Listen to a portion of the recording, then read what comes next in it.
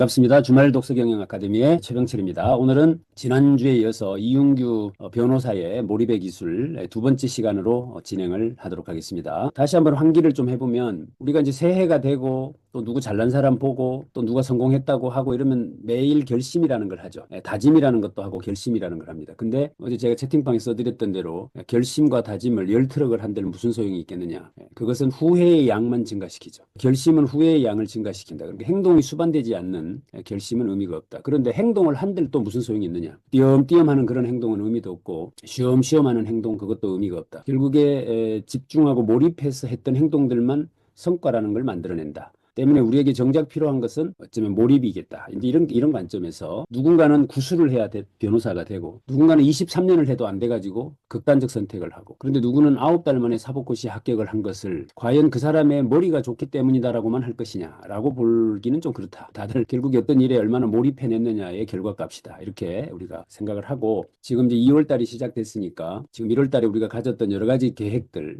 다짐들 이것들을 성과로 좀 연결시켜내기 위해서 선정한 도서입니다. 그러니까 조금은 이렇게 우리에게 뭔가 숙제를 주는 듯한 느낌을 많이 주는 책입니다. 이 책이. 그래서 읽어나가기가 조금 힘이 들 수도 있어요. 그런데 그러지 말고 조금 이렇게 오픈해서 한번 만나보면 좋겠다. 이렇게 말씀을 드립니다. 지난주 했던 것들이 아마 또 기억에 가물가물할 것 같아요. 어쩌면. 그래서 다시 한번 리뷰를 조금만 해봐드리면 좋겠다 싶어서 한번 정리를 해봐드릴게요.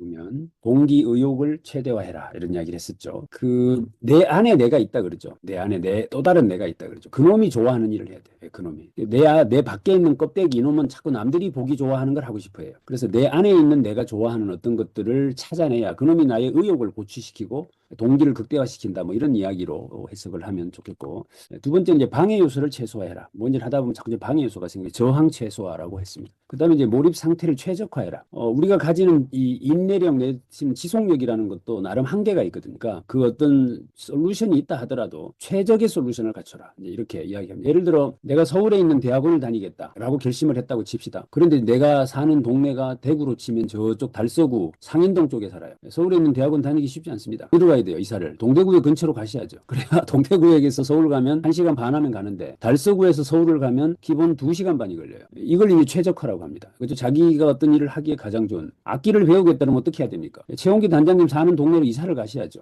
그래야 그 가서 배우지 무슨 체주로 그걸 찾아가겠냐 이 말입니다. 그래서 최적화라는 말은 옵티멀입니다. 옵티멀까 가장 그런 것들을 이제 최적화해라. 이 내용을 지금 쭉 설명을 하고 있다 이렇게 보시면 되겠고 그래서 오늘은 핵심이 뭐냐면 어떻게 몰입을 시켜낼 것인가에 대한 이야기를 중점적으로 같이 만나보도록 그렇게 하겠습니다. 오늘은 진도를 다 못 나가더라도 그냥 마무리할 거니까 대신 들으시는 동안 집중해서 한번 들어보겠습니다.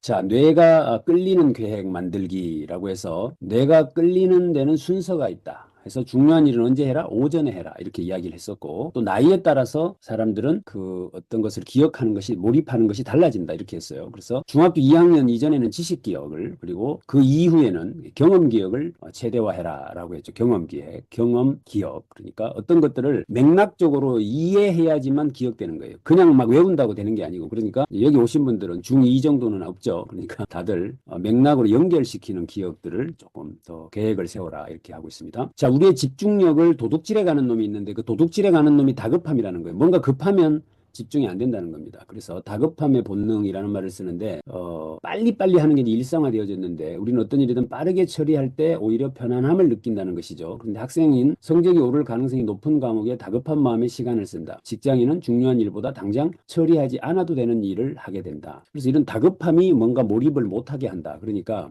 다급 본능에서 좀 벗어나야 된다라는 이야기를 합니다. 저기 보면 그 오를 가능성이 높은 과목에 다급한 마음이 어떤 시험 공부를 한다. 시험 공부 해보시면 막 마음이 급하죠. 당장 내일 시험 쳐야 된다 이렇게 되면 그때 이제 전략을 두 가지로 선택하는데 자기가 잘하는 과목에 고득점을 받으려고 하는 전략을 쓸 수가 있고 또 하나는 자기가 못하는 과목을 보완하려고 하는 전략을 쓰는 경우가 있죠. 공부 잘하셨던 박수현 박사님 어떤 게 더 유리합니까? 잘하는 과목, 못하는 과목 구분 없이 그냥 꾸준히 했습니다. 아, 그러셨습니까? 보면 지가 예를 들어서 90점을 맞을 수 있는 과목이 있고 지금 현재 그냥 쳐도 60점을 맞을 수 있는 과목이 있다고 한다면 어디에 집중할 거냐, 몰입할 거냐의 문제가 달라져요. 그런데 참고로 학교 시험은 골고루 조금씩 하셔야 되는데 공무원 시험이나 자격 시험은 안 그렇습니다. 공무원 시험이나 자격 시험은 못하는 것들은 과락을 면하는 전략으로 갑니다. 이게 40점만 맞는 자는 전략으로 가버리고 대신에 자기가 잘하는 과목에서 최고 득점을 내야 돼요. 그래야 합격할 확률이 높아지죠. 이런 전략이 안 나오고 그냥 막 급한 마음에 이렇게 하다 보면 죽도도 안 되고 밥도 안 되는 일들이 있고 그럼 다급함에서 벗어나려면 어떻게 해야 되느냐라는 이야기를 하는 건데 순도가 가장 높은 시간에 수행할 것. 첫째, 우선순위를 매겨서 어떤 일을 해라. 우선순위를 매겨서 해라. 지난 시간에 우리가 했죠. 그래서 우선순위를 높게 두어야 할 것은 저기 보면 개인 페인 이런 말을 하는데 그러니까 우선순위가 가장 낮은 일은 개인도 페인도 적은 일이다. 이렇게 숫자를 매겼다면 숫자가 낮은 즉 순위가 높은 일부터 배치해서 처리해라. 순위가 같을 때는 급한 일을 처리해라. 그래서 이게 이제 그 코비의 7가지 습관이라는 책에 보면 시간 관리에 대해서 굉장히 이제 강조를 하고 있는데 그 이야기를 적어놓은 것 같아요. 급하면서 중요한 일, 또 안 급한데 급한 일 또는 안 급한데 중요한 일, 시급하지 않은데 중요한 일, 시급하지 않은데 급한 일 이렇게 4분면으로 구분을 해서 거기에 우선순위를 매겨가지고 해라 이렇게 이야기를 하고 있고 그 다음에 보면 뇌는 할 일을 뇌로 하지 말라 이렇게 말하고 있습니다. 뇌로 할 일을 눈으로 하지 말라. 어떤 일을 반복할 때 일어나는데 학습 직후 복습이나 반복보다 시간 지난 후 학습할 내용을 떠올리는 게 훨씬 좋다. 자, 이게 지금 오늘 지금 우리가 북새통을 하잖아요. 그러면 이 내용을 가지고 여러분들 가족끼리 식사하시면서 안 보고 말하는 거예요. 그죠? 이게 가장 몰입도를 높인다는 거거든요. 시간이 지난 후 학습한 내용을 떠올리는 게 훨씬 기억에 잘 남는다고 한다. 이거죠. 그래서 우리가 학생들이 가장 공부를 잘하는 애들이 과외하는 애들이 공부를 잘하잖아요. 그게 자기가 알고 있는 걸 애한테 가르치는 과정에서 지가 공부를 하는 거예요. 그래서 과외 선생들 오거든 돈을 내라고 그러세요. 돈을 주지 말고. 지가 공부하러 오는 거예요, 사실은. 그러니까 시간 지난 후 학습한 내용을 이것을 꼭 우리가 기억을 하면 좋겠다. 저 밑에 보면 이제는 시간이 지나면 까먹는다라는 인식을 전환할 필요가 있다. 애초에 무언가를 눈에 바르는 경우에는 머릿속에 무언가를 집어넣을 것이 없기에 시가 까먹는 것이 아니다. 그래서 뇌로 할 일을 눈으로 하지 마라. 우리가 눈으로 이렇게 대충 훑어보면 다 아는 것 같아요. 그죠? 그런데 시간이 지나서 그 뇌로 그것들을 다시 환기시키고 이렇게 해라라는 이야기를 하고 있습니다. 그래서 학생들에게 굉장히 도움이 될 것 같고요. 그 다음에 뇌가 끌리는 계획 만들기 8번째. 무언가를 머리에 집어넣는 것은 자기 전에 끝내라.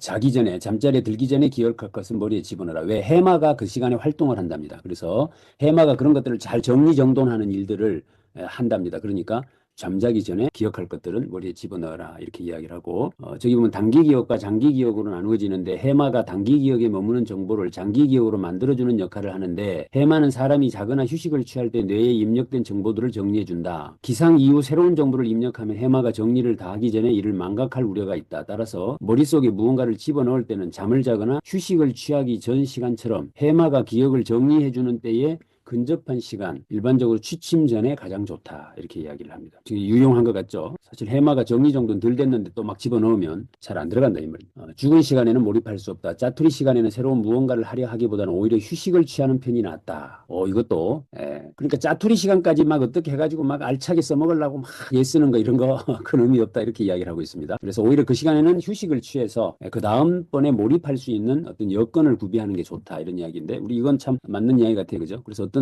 이야기 잘 알죠. 사람이 일을 안 하고 톱을 갈고 있고 어떤 사람은 죽을똥살똥 톱질만 했는데 나중에 보니까 톱을 갈고 있던 사람이 더 많이 했더라. 그 이야기 아시죠? 그게 결국에 휴식 시간을 통해서 내가 다루는 연장들을 잘 다듬어 놓는 것이 더 효과적이다라는 이야기를 하고 있습니다. 자, 뇌가 끌리는 계획 만들기 이제 9번째인데 여기 보면 구양수라는 사람 이야기를 합니다. 구양수는 자기가 가졌던 당나라 때 최고의 문장가로 알려진 사람이죠. 그 모든 글들에 대한 착상을 어디서 했느냐라고 말하는데 침상, 마상, 화장실에서 했다는 거예요. 가장 창의적인 생각이 어디서 떠오르느냐라고 하니까 침상, 마상, 화장실 이렇게 침대에서 누워서 그 다음에 마상 지금으로 말하면 여기 보면 서양에서는 이것을 다르게 말해가지고 베드, 버스 그리고 베스룸 이렇게 해가지고 3B라고 말하는데 침대, 버스, 마차를 타고서 생각이 떠올랐다. 그 다음에 이제 화장실에서 생각이 떠올랐다 이렇게 이야기를 합니다. 그래서 여러분들은 언제 어디에서 이런 생각들을 많이 하시나요? 좀 창의적인 생각들. 그래서 보면 저 세 곳에서 했다라고 이야기를 하면서 죽은 시간을 활용해서 창의적인 일을 해야 한다라는 이야기를 하고 있습니다. 그러면 우리가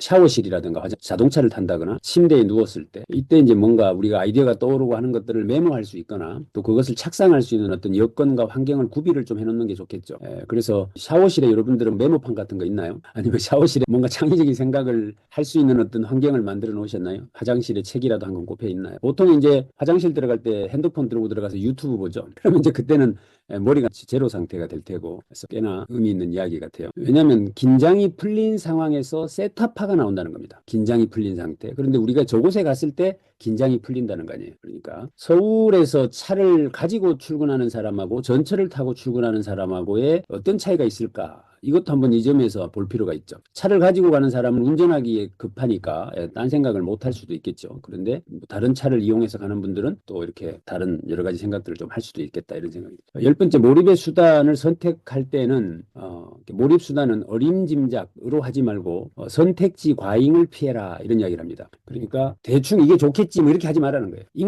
어떤 인강이 유명하다더라 그러니까 당연히 좋겠지 뭐 이렇게 하지 말라는 거예요. 자기한테 맞는 어떤 것들을 선택해라 이런 의미고, 또 하나는 선택지를 다양하게 두지 마라. 뭐 이건 당연하지 않겠어요. 그래서 선택지 과잉을 피해라 이렇게 이야기를 하고 있습니다. 다음 11번째, 마음속 셈법을 이해하라. 이득과 손실의 감정에 따라 객관적 가치를 달리하는 것. 이걸 이제 심리적 회계다 이렇게 이야기를 합니다. 그래서 멘탈 어카운팅이라고 한다고 써놓고, 여기 보면 객관적 셈법과 마음의 셈법이 다르다는 의미인데 저기 보면 양꼬치집에 가서 마파두부를 좀 주면 서비스를 하고 1, 2천 원 더 받아도 왠지 서비스를 받는 느낌을 받는다라고 해요. 그래서 심적 회계라는 용어를 쓰고 있습니다. 지금 심적 회계. 첫째, 이득이 나누어 제시된 경우 감정은 강도보다 빈도에 더 영향을 받기 때문에 이득이 나누어져 제시되면 더 크게 느껴진다. 이거 뭐죠? 우리 칭찬은, 좋은 말은 잘게 여러 번 해라 이렇게 이야기를 하죠. 그러면 심리적으로 내가 더 많이 받았다고 생각한다는 거예요. 그죠? 그런데 잔소리를 잘게 여러 번 하면 어떻게 되죠? 하루 종일 잔소리만 한다고 생각해요. 그러니까 잔소리나 꾸지람은 한꺼번에 몰아서 해야 되고, 칭찬은 나누어서 여러 번 해야 된다는 이야기를 우리가 여러 번 들었죠. 그래서 그 개념입니다. 그럼 나한테 보상 회로를 돌리려면 내 보상의 경우에 케이스를 여러 번 늘려버리면 되겠죠. 그런 어떤 이야기를 지금 심적 회계라고 쓰고 있고, 그 다음에 이제 손실이 합쳐져서 제시된 경우 손실은 횟수를 줄이는 게 훨씬 더 고통이 적어진다 뭐 이런 이야기고, 셋째, 이득과 손실을 합한 결과가 이득이 될 때 이를 합쳐 제시된 경우다. 별도로 손실을 느낄 수 없도록 한 것이다. 넷째, 이득과 손실을 합친 결과 손실이 될 때 이득을 별도로 제시한 경우다. 이 경우 손실의 감정이 작은 이득으로 인해 회복되는 듯한 느낌을 받는다. 이렇게. 그러니까 마음속으로 심리적 그 회계를 계산해라. 이제 이 이야기가 됩니다. 이런 방법으로 계획을 수립해라. 그 다음에 수행도구를 선택할 때 여기 보면 이게 이제 어디서 나온 이야기냐면 행동경제학에서 나온 이야기들.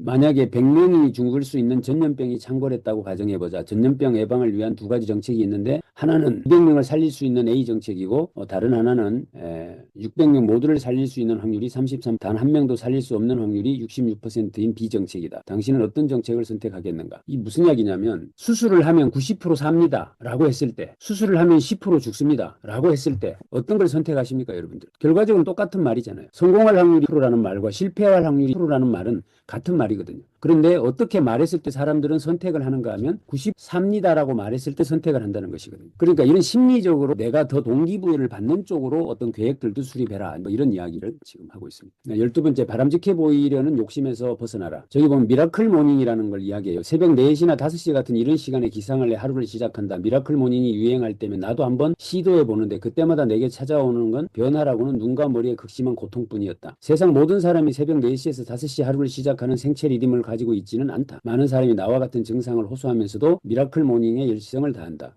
그렇게 살지 않으면 안 될 것 같다는 어떤 강박 때문에 그렇다. 특별한 개인적 이유 없이 사회적 소망성 편향의 발로라면 반드시 현재의 상황을 재고해보기 바란다. 그렇지 않으면 인생의 가장 중요한 시기에 몰입을 낭비할 수도 있다. 이야기를 하고 있습니다. 그러니까 나한테 맞는 방법을 찾아야 되지, 내한테 안 맞는 방법을 가지고 몰입을 하려고 하는 것도 옳지 않다라는 이야기를 했습니다. 자, 완벽한 계획을 버려야 하는 이유라고 해서, 현 사회는 변동성, 불확실성, 복잡성, 모호성 시대다. 이거 정도는 외워두시면 좋겠다. 현 사회의 특성을 이야기해라 이러면 변동성, 불확실성, 복잡성, 모호성이다. 완벽 자체가 불가능하다. 그러니까 네가 아무리 완벽한 계획을 세워도 외부가 바뀌어버리기 때문에 네 계획은 항상 불완전할 수밖에 없다 이런 이야기입니다. 그러므로 이성적으로는 가능하지만 감성은 힘들어서 부조화가 일어난다. 그러니까 조화로운 계획이 필요하다라는 이야기를 하면서 일명 이제 MBTI 이야기를 이제 하고 있습니다. MBTI는 과거에 대한 이야기다. 이것들은 그저 게으름에 대한 핑계일 뿐이다. 이렇게 이야기를 하고 있습니다. 그래서 저기 보면 세 번째 패러그래프에 MBTI 유형으로라는 말이 있는데 이걸 김현정 선생님 한번 읽어보실래요? 요새 이 강의 많이 하고 다니시는 것 같은데. MBTI 유형으로 앞으로의 미래를 예측하고 단정할 수 없다. 자신이 특정 유형에 속한다고 말하면서 그 유형의 특성에 매몰돼 변화를 시도하지 않고 안주하려는 경우를 많이 봐왔다. 나는 개인의 발전을 위해서는 전혀 도움이 되지 않는 것이라 생각한다. 누군가는 MBTI를 설득력 있게 자신의 생각과 행동을 설명해줄 이론 내지는 대변할 수 있는 명분으로 여기겠지만 그저 게으름에 대한 핑계일 뿐이고 더 과격하게 말하면 헛소리라고 본다. 이게 이제 뒤에 가면 조금 더 구체적으로 나오는데 그 심리적 안주할 공간 이런 것들을 상대방 이해라는 이름으로 심리학 쪽에서 끌어다가 이제 막 이렇게 확산시켜 나가니까 이것이 긍정적으로 상대방을 이해하는 데 사용된다기보다는 오히려 자기가 어떤 사람인 것을 고착화시키고 핑계거리 찾는 데 활용되는 경향이 많은 것입니다. 그 점을 이 사람은 지금 지적하고 있는 것이죠. 그러니까 어떻게 되는가 하면 나는 T형이 아니야, J가 아니야 이렇게 되면 나는根本머리가 논리적이지 않아라는 핑계거리를 자기의 명분으로 삼아버리는 거죠. 그러니까 이게 어쩌면 고착화되어질 수 있는 염려가 있다라는 이야기를 지금 지적하고 있는 것이죠. 자, 이제 2단계. 2단계가 이제 어쩌면 불안 방해 요소를 최소화하기였지요. 지금까지가 이제 1단계에 해당되는 것이었다면 그래서 이 내용들을 좀 같이 보겠습니다. 몰입의 적은 충동이다. 몰입에게 적은 충동이다. 몰입은 충동과의 경쟁에서 이기는 것이다. 리처드 도킨스는 인간만이 유전자라는 본능의 명령을 거스르는 지적 능력을 갖추었다고 말한다. 충동은 곧 본능이다. 우리의 본능은 어떻게 설계되어 있죠? 우리의 본능은 생존에 유리하도록 설계되어 있습니다. 그러니까 어떤 일이 벌어지면 그걸 이성적으로 사고하고 합리화해서 어떤 것을 결정하는 것이 아니라 저번에 말씀드렸죠. 호랑이가 나타나면 A라는 사람은 도망을 갔고 B라는 사람은 이게 발자국 소리를 분석을 해보고 이게 고양이 소리인가 개 소리인가 뭐 이렇게 분석을 해가지고 생각하고 있다가 호랑이한테 잡혀먹은 거 아니에요? 그 호랑이한테 잡혀먹은 인간들은 다 죽었으니까 지금까지 살아남지 않았고 그때 도망간 사람만 살아남았잖아요. 우리는 뭐예요? 그때 도망간 사람들의 후손들입니다. 그러니까 우리의 유전자는 뭐죠? 어떤 일이 생기면 본능적으로 도망가는 것이 우리 몸속에 유전자화되어 있다. 이런 논리죠. 그렇잖아요.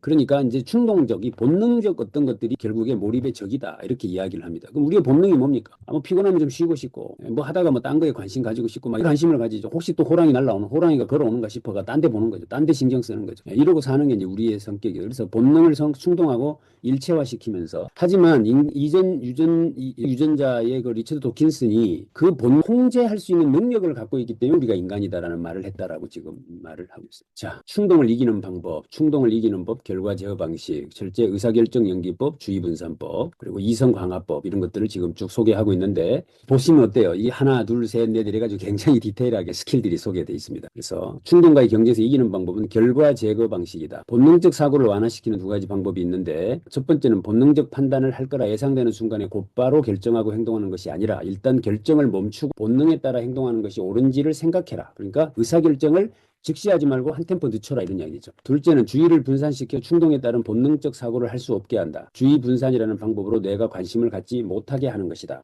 이걸 어떻게 설명을 좀 드리면 쉬울까요? 예를 들어 누가 나에게 돈을 꿔달라고 한다. 그럼 우리의 본능은 어떻게 작동되죠? 이 사람하고의 관계가 깨지면 우리라는 공동체에서 쫓겨날까 봐 불안해해요. 이게 우리 본능이에요. 왜냐면 우리는 우리 속에서 공동체를 형성할 때 생존했거든요. 혼자 지망지망 돌아다니던 놈들 다 죽었습니다. 그러니까 우리는 서로 관계를 맺고 살려고 하는 본능이 있죠. 그러니까 내가 만약에 누가 돈 빌려달라고 하니까 저 돈 못 빌려줍니다라고 하면 이 사람이 내 곁을 떠날 것 같아. 불안해지죠. 이때 어떻게 하라는 거예요? 의사결정을 지연시켜버리라는 거예요. 죄송하지만 제가 한번 생각해볼게요라고 시간을 끌어버리라. 이건 이제 의사결정 지연법입니다. 두 번째는 뭐죠? 여기 분산시키라고 돼 있잖아요. 분산시킨다는 건 뭐예요? 이거 우리 마누라한테 물어봐야 됩니다. 뭐 이렇게 한다든지. 아니면 뭐 이거 누구한테 허락받 이거 분산시켜버리죠. 이런 방법들을 써서 내가 어떤 그 충동을 이겨낼 수 있다. 이런 이야기를 지금 하고 있는 것이죠. 큰일 났네. 아무도 돈 안 빌려주겠네 이제. 그런 들어본 거고. 그다음 이성적 사고를 강화시키는 5가지 방법이 뭐냐?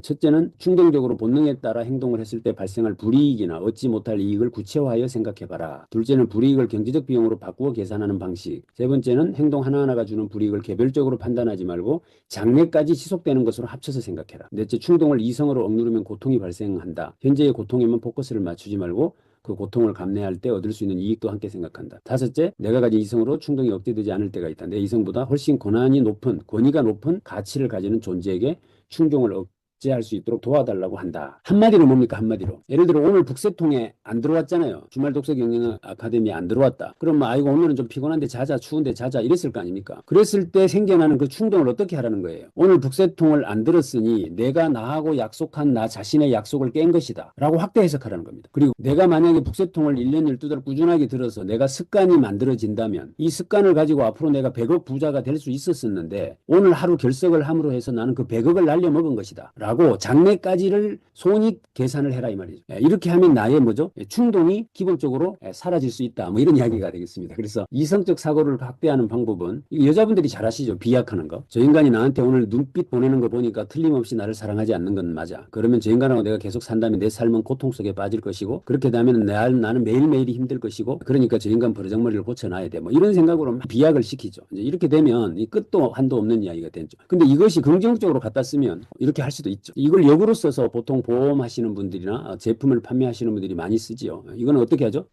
나눠버립니다. 그러니까 지금 보험료가 한 달에 뭐 10만 원이다. 그럼 이거 하루에 얼마 치인다? 3천 원이다. 커피가 5천 원이다. 커피 한 잔 줄이면 당신은 이 돈을 낼 수 있다. 뭐 이런 식으로 이야기하는 것은 사실은 우리의 충동을 자극하려고 하는 거죠. 근데 우리는 그 반대로 해라. 이제 이런 이야기를 지금 해놓고 있습니다. 2단계 충동과 불안, 방해요소 컨트롤하기. 거기서 몰입의 방해꾼, 불안 다스리기. 이제 요즘 가장 불안 이 문제가 심각하죠. 그래서 우리 지금 불안 사회라는 책을 제가 요즘 저는 요새 집중 독서를 하고 있는데 집중 독서가 뭐냐면 어느 한 사람의 책을 집중적으로 읽거나 어느 한 주제의 책을 집중적으로 읽는 것들은 이제 우리는 집중 독서라고 해요. 저는 요즘 이제 독일 철학자 한병철 철학자의 책을 지금 집중적으로 읽고 있습니다. 그래서 요즘 제가 그 오늘의 한 문장에 한 번씩 올려드리는 문장이 거의 다 그 한병철 철학가의 책을 지금 올려드리고 있는데 거기에도 보면 그 사람이 쓴 책 중에 불안사회라는 책이 있는데 불안의 첫 번째 종류는 인지불안이다. 불안하면 심장박동이 빨라지거나 혈색이 붉어지는 등의 신체적 변화가 아니라 머릿속에 불안으로 가득한 경우를 의미한다. 인지불안은 미래에 대한 과도한 걱정이나 부정적 예측을 할 때 발생한다. 정서불안이라고도 하는데 과한 걱정이라 이해해도 크게 틀리지 않는다. 이게 매우 장기적이다. 그 다음에 이제 불안의 두 번째 종류는 신체불안인데 이때는 식은땀이 나거나 호흡이 곤란해지고 소화가 안 되고 신체적 증상이 나타난다라고 해요. 그래서 불안의 종류는 크게 인지불안과 신체불안이 있다. 이렇게. 여러분들은 어떤 불안이십니까? 문제는 두 가지가 다 나타날 때가 문제겠지만 일단 이분은 뭐라고 하는가 하면 불안이라는 회방꾼을 떨어내는 무기라고 해서 저기에 세 가지를 제시하고 있습니다. 이 내용을 누가 한번 읽어보실까요? 윤선아 선생님 한번 읽어봐 주실래요? 첫째, 둘째, 셋째.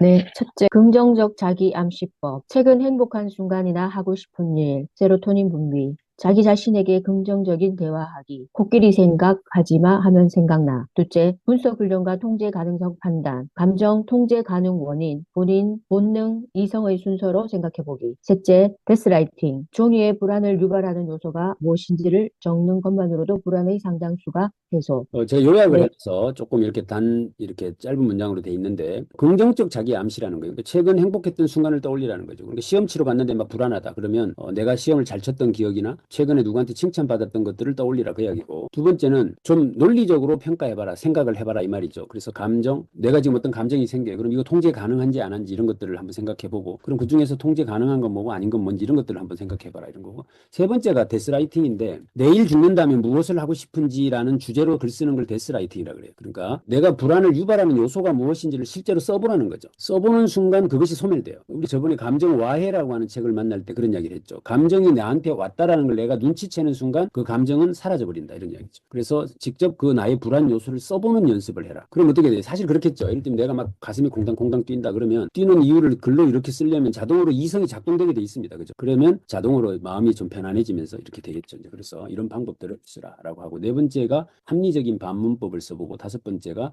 자기 효능감을 높이는 긍정 사진첩을 가지고 다녀라. 저기 뭐 인지불안을 일으키는 원인 중 하나는 내가 과연 할 수 있을까라는 부정적인 생각, 내가 무언가를 얼마나 해낼 수 있을지 이런 것 자기 효능감이라고 하는데 이것들을 어떻게 올릴 거냐에 대한 부분에서 긍정 사진첩을 하나씩 가지고 다녀라 이렇게 이야기를 해요. 저기 보면 우측에 보면 부정적 생각, 합리적 반론, 긍정적 결론 이렇게 돼 있는데 사고가 프로세스로 진행되면 좋겠다고 지금 소개를 합니다. 그래서 나는 머리가 좋지 않아서 라고 돼 있죠. 그러면 머리가 좋으면 독서를 잘하나? 이렇게 합리적으로 반론을 해보라는 거예요. 그리고 긍정적 결론은 독서 습관을 만들면 되겠네. 이렇게 결론을 내라는 거죠. 이해되시죠? 그래서 이게 예를 들면 머리가 나쁘다. 머리가 나쁘면 못 사나? 이렇게 생각할 수 있죠. 반론을 제기하면. 가만 따져보니까 머리 좋은 놈들은 머리 나쁜 놈들 밑에서 월급쟁이 하더라. 그럼 나는 머리가 절대 좋아지면 안 되겠네. 이렇게 생각할 수도 있는 거잖아요. 그죠? 합리적 반론을 제시하고 긍정적으로 그것을 결론을 내라. 이렇게 하면 불안 불안이라는 놈이 사라진다라는 이야기를 하고 있습니다. 자, 불안이라는 해방군을 떨쳐내는 무기, 7번째 무기, 신체불안 통제법. 신체불안 통제법은 명상해라, 심호흡해라, 걷기해라.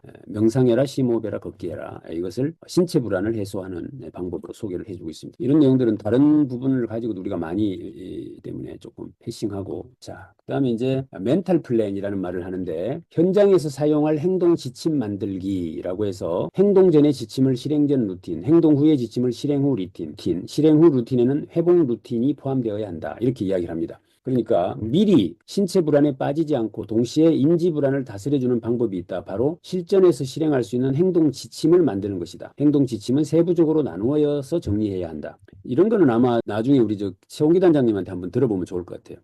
어떤 대규모 공연이나 이런 걸 가질 때 거기에 그 단원들이 나름대로 불안함이 있지 않겠어요? 이때 의식적으로 거기 입장해서 쭉 가는 일련의 그 어떤 부분들의 아주 디테일한 행동 지침들이 있을 거예요. 자기들끼리 약속된. 이게 왜냐면 운동선수들이 이게 있다 그러거든요. 그래서 예를 들면 뭐 침을 한번 꾹꾹 삼킨다든가 먼 산을 한번 본다든가 또는 뭐 미리 악기 튜닝 연습을 한번 해본다든가 뭐 이런 일련의 행동 세부 지침을 갖고 있습니다. 그러니까 수험생이 수능을 치러 가면 이제 앉아있으면 막 불안하잖아요. 그러면 제일 먼저 눈을 감고 기도를 한다. 그리고 볼펜을 꺼내서 볼펜하고 대화를 한다. 그래서 내 마음을 차분하게 가라앉힌 후에 집에서 기도하고 있는 엄마를 떠올린다. 그리고 술을 3번 크게 한다. 그쯤 되면 시험지가 나한테 다가올 텐데 그 시험지를 바라보면서 이런 말을 나는 외칠 것이다. 시험지 너 오늘 나한테 죽었어. 이 말을 하고 시험지에 답을 자기 이름을 쓴다. 이런 것들을 세부 행동 지침을 만들어요. 그러면 어떻게 되죠? 그 행위를 하는 중에 내 의식이 불안감을 떨쳐버리는 거죠. 잊어버리는 거예요. 이제 이런 방법들을 이제 이야기해주고 있습니다. 자, 다음에 망쳐도 좋다고 생각해라. 이러면 이제 불안감이 떨어진다. 그 다음에 여기 보면 카타스트로피라는 말을 쓰는데 카타스트로피. 이게 이제 어떤 의미냐면 신체 불안과 인지 불안이 동시에 올 때 이제 발생되는 어떤 것들인데 여기 보면 급변이라는 의미다. 신체 불안이 인지 불안이 더해지면 최적 수준의 각성을 넘어서면서 수행 능력이 제로로 떨어진다. 이렇게 급격히 변화하는 현상이 바로 카타스트로피인데 카타스트로피에 한번 빠지면 최소 20분 정도는 수행 능력이 회복되지 못하니 당연히 몰입도 할 수 없다. 이때 둘 중에 하나를 떨어뜨려라. 두 개가 동시에 와서 생긴 현상이니까 둘 중에 하나를 빨리 떨어뜨려라. 이제 이런 이야기를 하고 있습니다. 보통 보면 시험 치는 날 애들 막 못하고 가는 애들도 들어 있잖아요. 그런 정도 그때 나타나는 현상이 카타스트로피라고 이야기를 하고 있고 두 가지 중에 하나를 떨어뜨려야 한다라고 이야기를 하고 있습니다. 불안을 역으로 이용하는 방법 이제 소개되고 있습니다. 이게 불안을 해소하는 방법도 있겠지만 역으로 불안을 이용해 버리는 방법도 있다라고 지금 소개를 하고 있는 겁니다. 그래서 새로운 해석은 불안을 기회로 만든다라고 하는 거죠. 그러니까 저기 보면 어떤 불안이 나한테 오면 이 불안을 오히려 해석을 좋게 해버려라 이런 이야기입니다. 각성 수준이 어느 정도까지 높아지면 오히려 수행 능력이 높아진다라고 하는 거죠. 왜냐하면 이때 부교감 신경이 분비된다는 거죠. 뭐 이런 거죠. 적절한 스트레스는 필요하죠. 뭐 그런 거예요. 그러니까 적절한 수준에서의 스트레스나 불안은 오히려 성과를 높인다 이런 이야기죠. 그래서 차이를 인정하자. 열등감이 문제가 아니라 그에 대한 태도가 문제다라는 이야기를 하면서 이제 아들러를 이야기를 합니다. 아들러 이야기.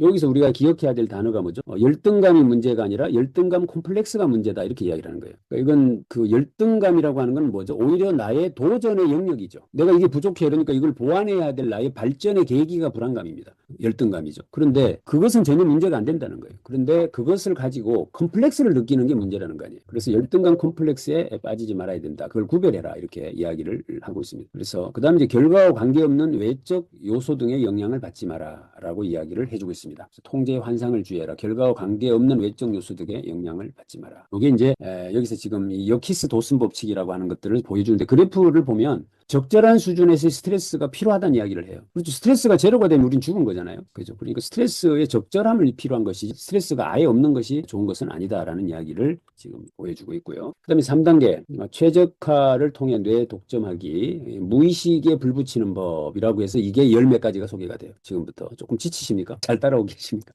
첫 번째 느리다와 빠르다와 같은 류의 단어 조합 시 빠르다 조가 빨리 조합을 하더라 이런 이야기를 해요. 무의식에 불을 붙이는 방법이 뭐냐? 어떤 사람들을 단어를 조합하도록 하는 업무를 준 거예요. 실험을 하는데 A그룹은 빠르다, 좋다, 괜찮다 이런 단어들을 막 조합하라고 시켰고 이쪽에는 느리다 이런 약간 부정적인 단어들을 조합하도록 시켰는데 긍정적이고 빠르다 뭐 이런 등등의 단어들을 조합하도록 시킨 조가 성과가 훨씬 좋았다 이 말입니다. 예, 이게 뭐냐면 나도 모르게 내 무의식이라는 놈이 거기에 영향을 받는다는 뜻이거든요. 그러면 내가 생활하고 있는 공간에 나의 무의식이 자동으로 몰입될 수밖에 없는 어떤 여건들을 만들어 놓을 필요가 있다는 뜻이기도 합니다. 한마디로. 이해되고 계시죠?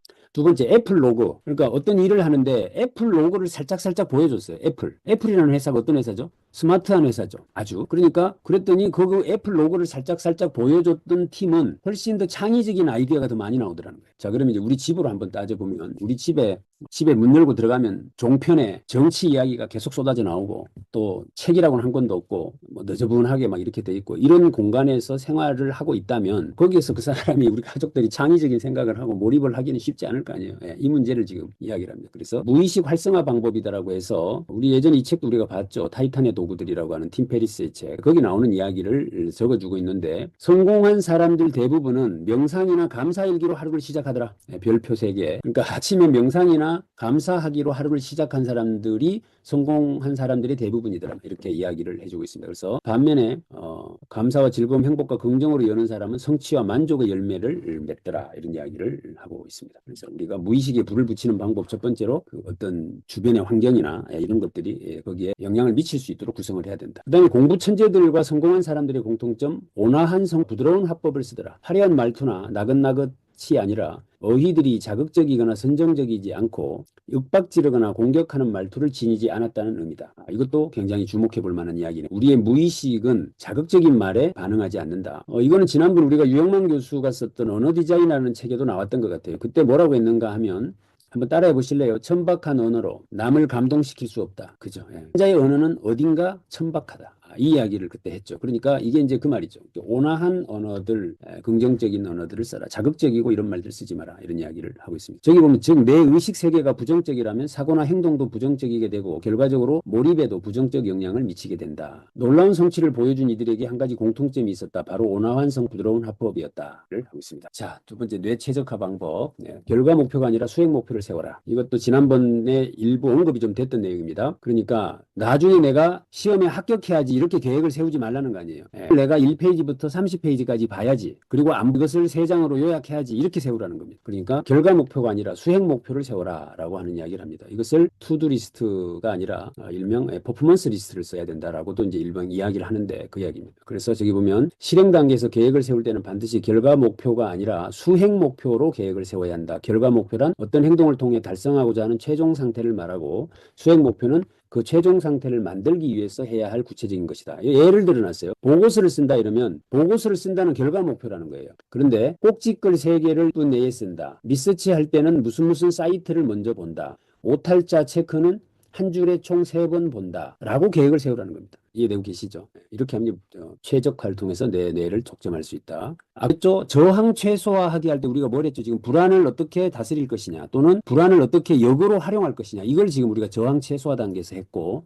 지금은 뭐죠? 이제 최적화라는 말을 했죠. 제가 뭐라 그랬죠? 악기를 배우고 싶으면 어떻게 하라고요? 최홍기 단장님 사는 동네로 이사 가라 그랬잖아요. 내가 서울에 있는 대학원을 다니고 싶다. 우리 대구에 있는 뭐 경북대학교 대학원은 다니기 싫다라고 생각이 들면 동대구역 옆으로 이사 가라 그랬잖아요. 그래야 다니기 쉬워. 이거 최적화 이야기 지금 하고 있는 겁니다. 그래서 결과 목표가 아니라 수행 목표를 세워라. 세 번째, 시각화 바로 확인할 수 있도록 근거리에 두어라. 내가 어떤 것을 했을 때 그것을 시각화할 수 있도록 해놔라. 이거 제일 잘하는 회사들이 보통 영업회사들이죠. 영업회사 가면 사람마다 성과를 그래프로 그려놓잖아요. 거기다 막 단추 붙이고 막 이래가지고 그걸 시각화시켜버려라 이 말이죠. 그래서 저기 보면 세운 계획, 특히 세부적 수행 계획은 반드시 시각화하라. 그리고 수행 과정 중에 바로바로 확인할 수 있도록 근처에 두어라. 근처는 물리적인 거리가 아닌 원할 때 언제든지 추가적인 인지적 비용이나 소모 없이 확인할 수 있어야 한다라는 뜻이다. 예를 들면 계획표를 만들어 PC 다른 창에 띄워두거나 바탕화면에 배치해 수시로 확인할 수 있게 하는 것이다. 내가 만약에 온라인으로 동영상을 들어야 된다 이러면 PC를 딱 켜는 순간 그 온라인 동영상이 바로 뜨도록 해놔라 이 말이에요. 그걸 뭐 어디 눌러서 찾아 들어가야 하도록 해놓지 마라 그런 이야기를 하고 있는 겁니다. 네 번째 데드라인 이펙트라는 말을 씁니다. 이것도 외워두시면 좋을 것 같아요. 데드라인. 한마디로 데드라인 없는 계획을 계획이라고 하지 않는다 그 이야기입니다. 반드시 리미트, 데드라인을 정해라 이런 이야기를 하고 있고요. 저기 보면 일은 시간이 주어진 대로 늘어진다 이렇게 돼 있습니다. 우리가 이제 박사과정이나 석박과정 대학원생들 지도를 해보면 지도교수가 하는 일은 데드라인을 그어주는 일이에요. 언제까지 가져와? 이런 거죠. 언제까지 보고해 이겁니다. 이 행위를 해주는 게 사실 지도교수의 가장 큰 역할이라고 봐도 과언이 아니에요. 어쩌면. 왜냐면 그렇게 해야 그 사람이 거기에 이제 몰입을 하고 뭘 하거든요. 그래서 데드라인을 그어주는 것이 굉장히 중요한 것 같고, 저기 보면 데드라인 이펙트 이용, 데드라인을 정하면 긴장할 때 저기 보면 노르에피네프린이라는 것이 이제 호르몬이 분비되어서 집중력과 혈류량 대사 활동이 급격히 증가된다, 이렇게 이야기를 하고 있습니다. 자, 데드라인 설정 방법은 두 가지가 있는데, 시한을 정해두고 구체적으로 짤 것. 그러니까 몇 분까지 뭐 하고 몇 분까지 뭐 하고 이렇게 짜라는 거예요. 그러니까 우리가 말하는 오늘까지 뭐 이렇게 하는 것도 사실은 좀 길죠. 그렇게 하지 말고 아주 몇 분까지 이렇게 아주 타이트하게 짜라. 그리고 시한은 여유 있게 주기보다는 약간 촉박하게 설정해라. 이렇게 소개를 하고 있습니다. 그다음에 뇌 최적화 방법. 5번째, 시작이 어렵다. 쉬운 것부터 해라. 이 몰입이라는 게 한 번에 그냥 팍 들어가는 게 아니고 그게 잘 안 되는 사람은 안 된다는 거잖아요. 그러니까 처음에 좀 쉬운 것부터 점점 해서 내 뇌가 보상을 받도록 해준 후에 탁 몰입을 해라, 이런 이야기를 하고 있는 겁니다.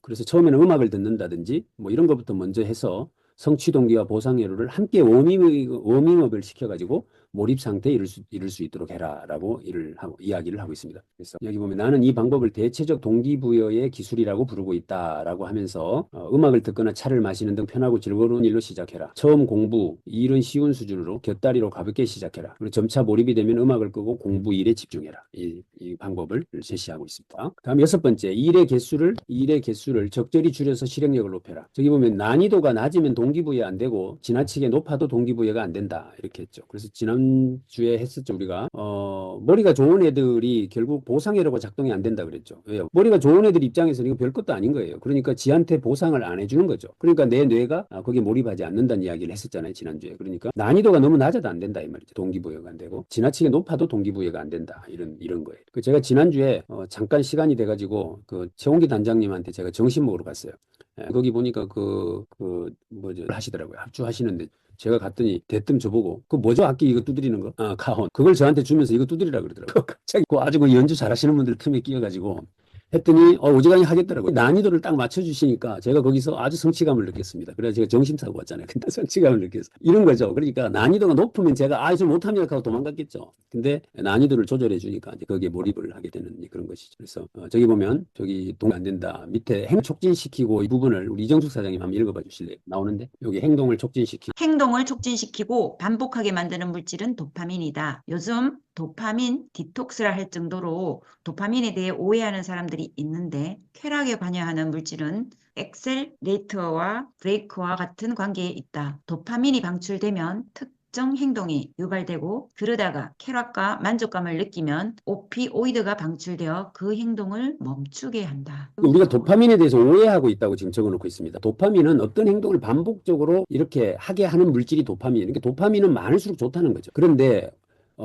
이제 제재하는 브레이크 역할을 하는 놈이 이제 오피오이드라고 하는 어떤 호르몬인데, 그러니까 우리가 어떤 일을 해서 도파민이 분비가 되니까 보상을 받았다는 기분이 좋아지고, 그러니까 그 일을 반복적으로 하려고 한다, 이 말이죠. 그래서 이 보상회로 작동시키라는 말과 같은 말입니다. 그러니까 난이도를 적절하게 조절해서 도파민이 나오게 해라, 이 말입니다. 이야기를 있고, 지금 우리 북새통 주말 독서 경영 아카데미 오시면 도파민이 좀 나옵니까? 이게 지금 제가 제일 걱정이에요. 이게 지금 아니, 도파민이 안 나오면 이게 해서는 안 되는데 싶어가지고. 자, 7번째, 어려운 일은 건너뛰고 어려워 보이는 것은 철저히 파고들어라. 이거 별표 5개.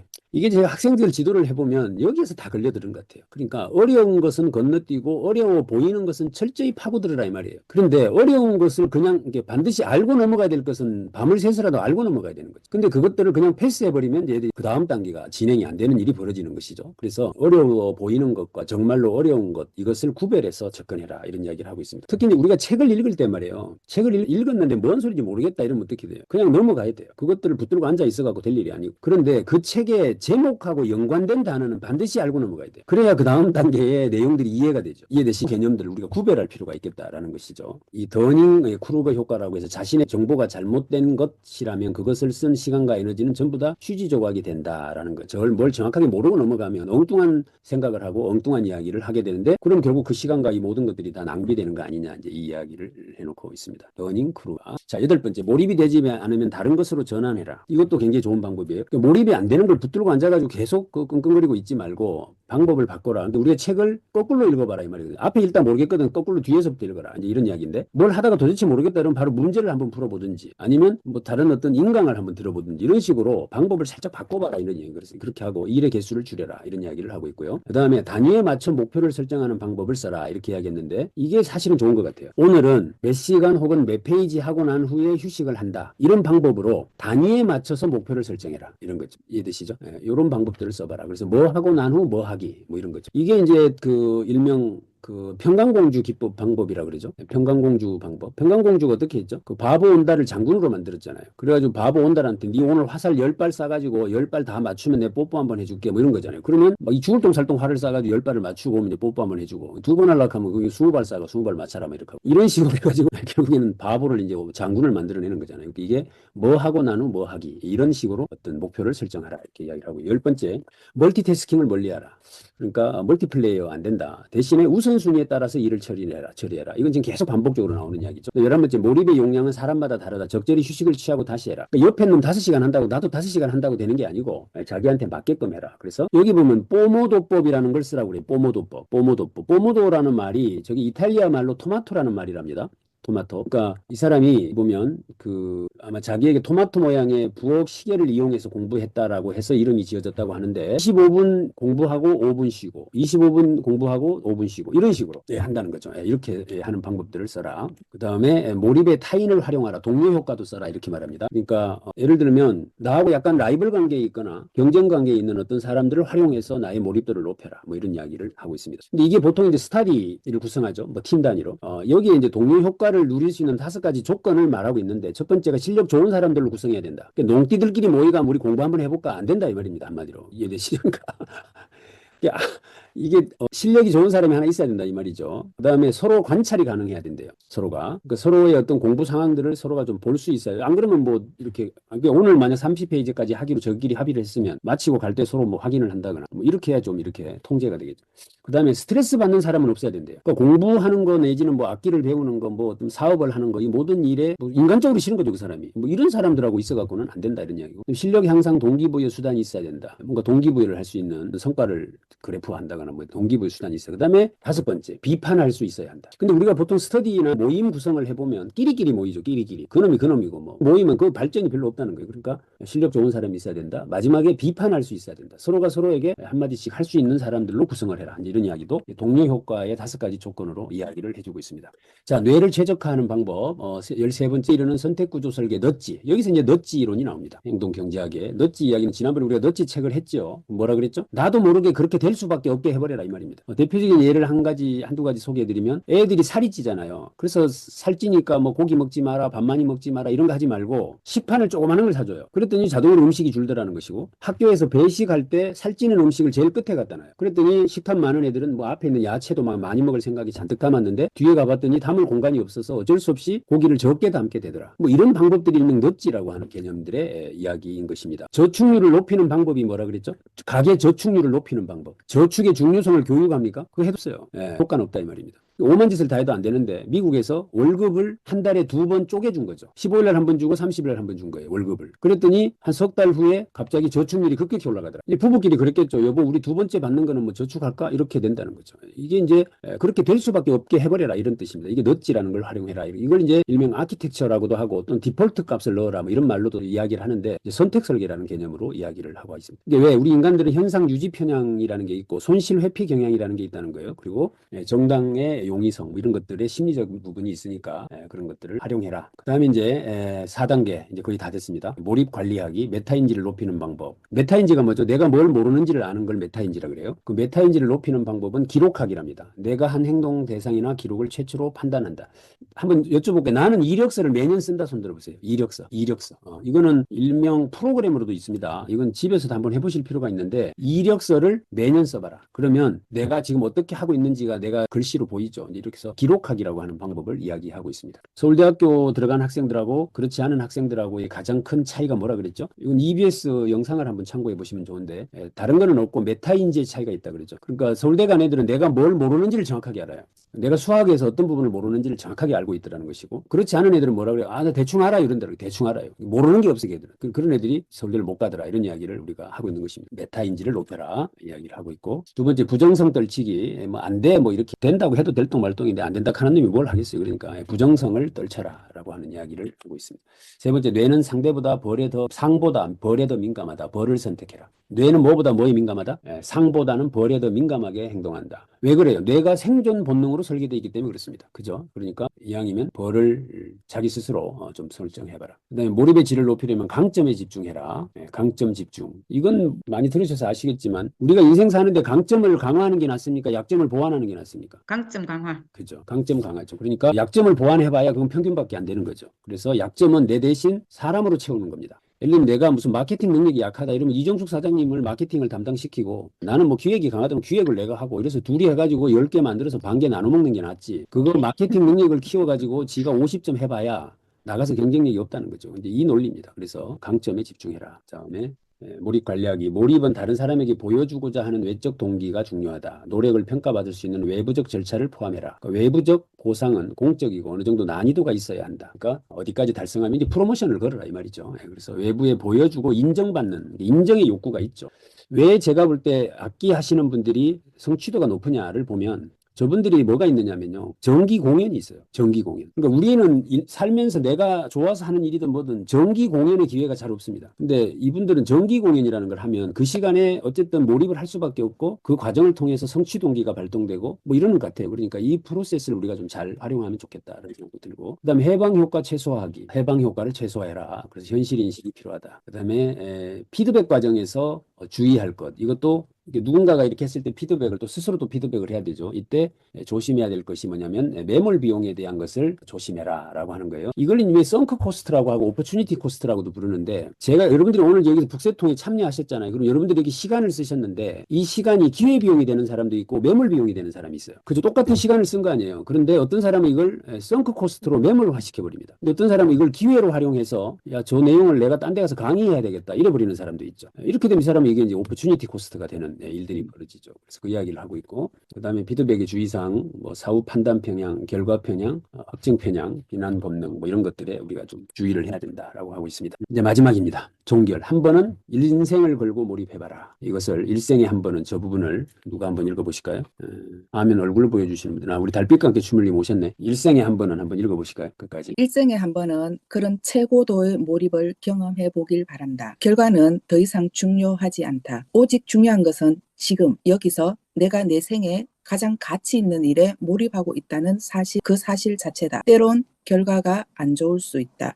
하지만 원래 삶에서 일어나는 일 중에 내 뜻으로 어찌할 수 있는 건 거의 없다. 진정한 몰입의 경지에 도달해 본 사람들이 공통적으로 하는 말이 있다. 내가 최고도로 몰입을 하여 모든 인생을 쏟아부은 경험이야말로 정말로 가치 있고 내 생에 있어 진정한 선물이다. 인생에 한 번은 내 모든 것, 내 생을 건 몰입을 경험해보자. 단 한 번이면 충분하다. 그 한 번의 몰입 경험이 남은 삶을 도전과 성취의 삶으로 바꾸어 줄 것이라고 확신한다. 이제 몰입, 그 고요함 속으로 당신을 초대한다.